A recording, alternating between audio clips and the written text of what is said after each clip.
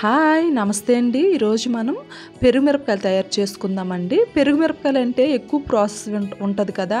పెరుగులో నానబెట్టుకొని ఎండబెట్టుకొని అంత ప్రాసెస్ లేకుండా చాలా ఈజీగా టేస్టీగా ఎలా చేయాలో చూద్దాం. ముందుగా 1/2 కేజీ పచ్చిమిరపకాయలు నేను తీసుకొని శుభ్రంగా కడిగేసి క్లాత్తో తుడిచేసుకున్నానండి. వాటిని ఇలాగా సపరేట్గా 2 ముక్కల్లా కట్ చేసుకుంటున్నాను. ఒకవేళ ఇలా అవసరం లేదు మనకి అనుకుంటే ఘాట్లు పెట్టేసుకోవచ్చండి. ఇలా అయితే చాలా టేస్టీగా ఉంటాయి.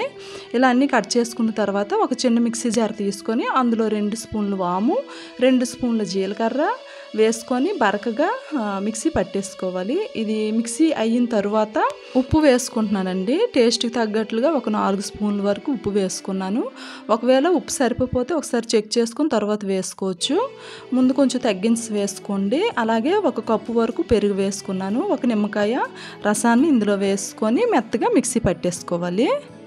ఇది మిక్సీ పట్టినప్పుడే మనకి తెలిసిపోతుందండి, మంచి స్మెల్ వస్తుంది. ఆ జీలకర్ర వాము మంచి స్మెల్ వస్తుంది. ఇలా మిక్సీ పట్టుకున్న తర్వాత మనం కట్ చేసి పెట్టుకున్న పచ్చిమిరపకాయలని ఇలా మనము తిరగేసేసి ఆ బౌల్లో వేసుకోవాలి. దాని మీద కొంచెం అంతా మనం మిక్సీ చేసి పెట్టుకున్న మిశ్రమాన్ని ఇందులో వేసేసుకోవాలి.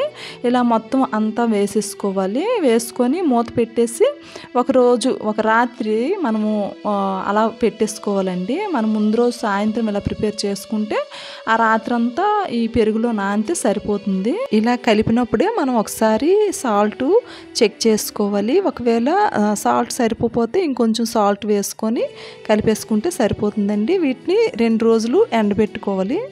ఒక క్లాత్ పరుచుకొని అందులో వీటిని వేసుకోవాలి. ఈ పచ్చిమిరపకాయలని ఇలా వేసుకోవాలి. మనము ఈ పెరుగు అయితే ఎక్కువ మిగలదండి, మనకి మొత్తం పీల్చేసుకుంటుంది, కొద్దిగా మిగులుతుంది. అది దీని మీద వేసేసుకోవచ్చు లాస్ట్లోని. చూడండి ఇలా కట్ చేసుకున్నాం కదా, వాటిని తిరగేసి వేసుకొని దాని మీద పెరుగు అలా స్ప్రెడ్ చేసుకుంటే సరిపోతుంది.